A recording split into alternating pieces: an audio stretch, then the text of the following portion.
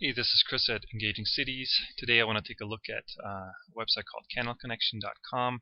It's an advocacy website to get a, a new project on a city ballot.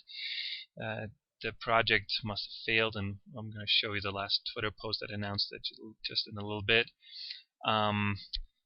But I think it's an interesting project to take a look at. It's obviously relevant for planning, and just to start with, I think it's a really nice design and appealing website. It has a nice layout. It basically has a focus on what we're being asked to do.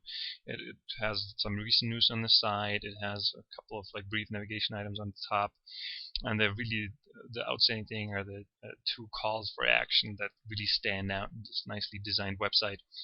So basically, on this page, it explains the project. It explains why it needs to get on the ballot, and it has a nice pop-up, like a grayed out background, just showing the design and possible design.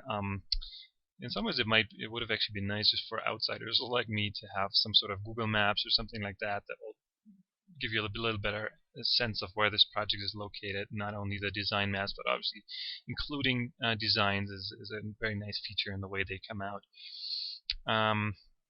It shows a list of supporters. Again, I think in some ways this is pretty static. They ask us to get in touch with them via email. In some ways, it might actually be a nice use case for an online or e-petition kind of feature that they don't have, but pretty impressive list of supporters.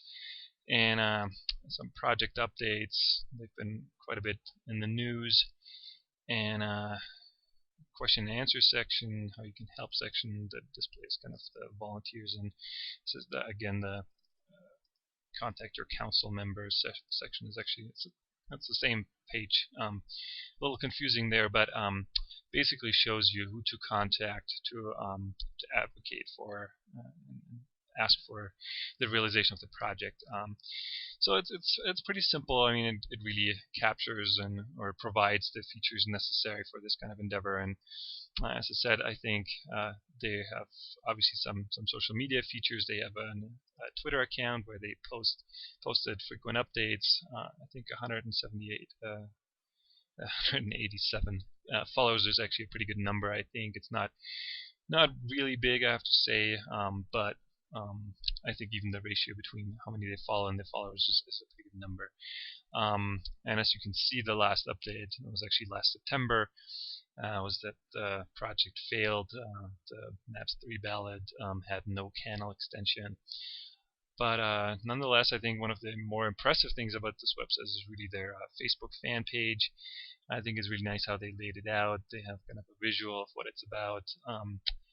And I think the really impressive thing is that they have 6,500 fans on Facebook. That's a pretty impressive number for a project like this, and really shows that I guess Twitter was not really where they've reached the masses. I think they must have done a better job, or it was probably easier to connect with people on Facebook. Something to keep in mind, depending on what kind of project you're doing. So overall, I think it's a pretty impressive project.